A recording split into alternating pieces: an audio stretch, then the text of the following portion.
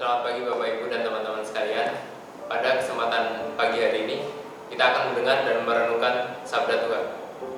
Marilah kita bersatu dalam doa.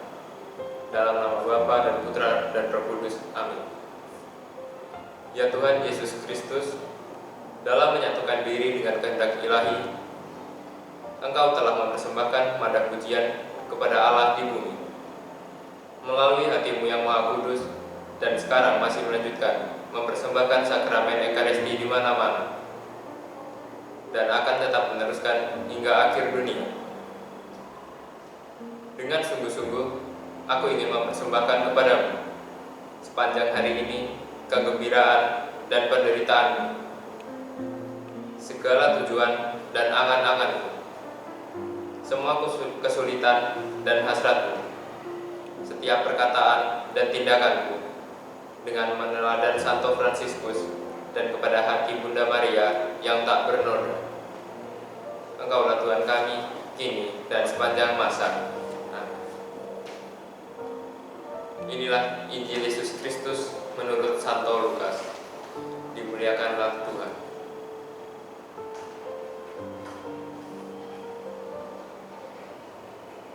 Yesus mengatakan pula suatu perumpamaan kepada mereka. Dapatkah orang buta menuntun orang buta? Bukankah keduanya akan jatuh ke dalam lubang?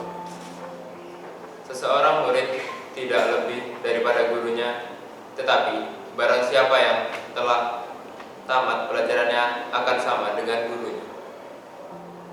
Mengapakah engkau melihat selembar di dalam mata saudaramu, sedangkan balok di dalam matamu sendiri tidak engkau ketahui?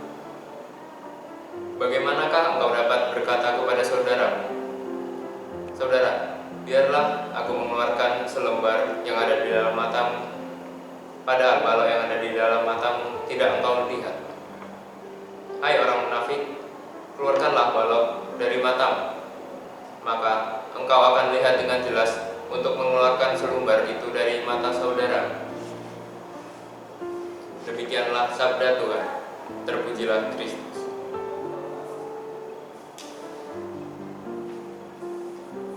Memandang dengan jujur dan kasih.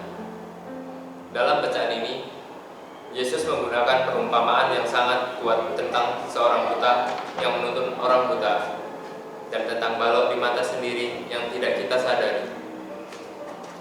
Sementara lain, kita sibuk melihat selembar di mata orang lain. Perumpamaan ini mengingatkan kita akan bahaya menghakimi orang lain tanpa terlebih dahulu melakukan refleksi terhadap diri sendiri. Seringkali kita cepat menilai kesalahan atau kekurangan orang lain, bahkan sampai kita menghakimi dan mengkritik dengan keras.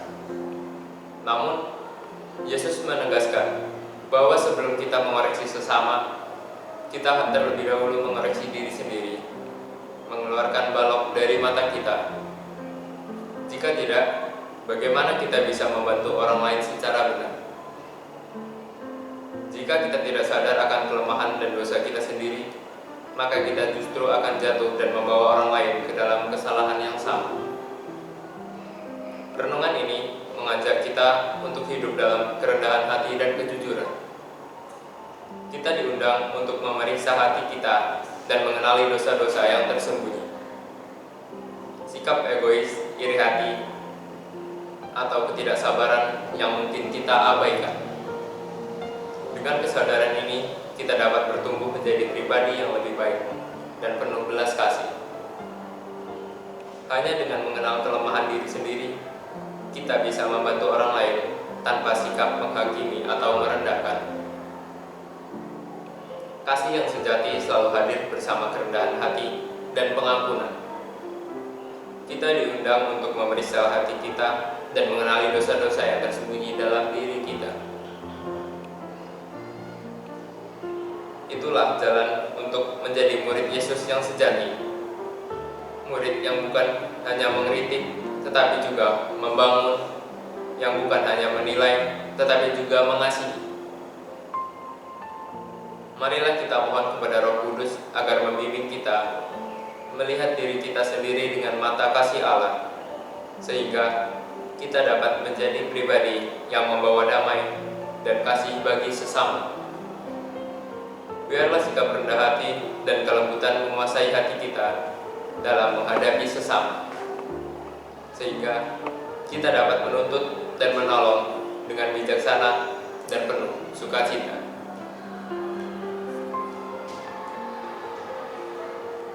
Tuhan Yesus, ajarlah kami melihat diriku dengan jujur dan rendah hati. Bantu kami mengenali kelemahan kami agar tidak menghakimi sesama dengan sembarangan. Berikanlah kami hati yang penuh kasih dan sabar, agar kami dapat menjadi pembawa damai dan penghiburan bagi orang lain. Jadikanlah kami alat kasih-Mu yang rendah hati dan bijaksana. Semoga kami selalu dipenuhi oleh Roh Kudus dalam setiap langkah hidup kami. Amin. Dalam nama Bapa dan Putra dan Roh Kudus. Amin. Demikianlah bacaan dan renungan kita pada hari ini.